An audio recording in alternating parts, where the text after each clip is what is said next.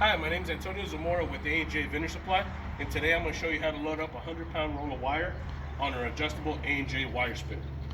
First step is we're going to move these brackets towards the center, just like this. Make sure we move all the levers towards the center as well. That way when you're putting down your rolls of wire, you don't set them on top and crush them. So Jose and Ramses is going to show you how to put that on.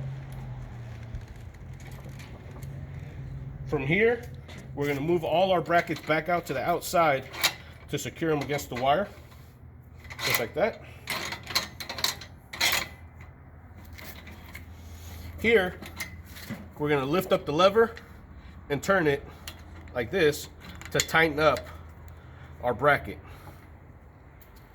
Make sure you leave enough room between your brackets and your strap. That way when you go in to cut, you have an access point to cut it.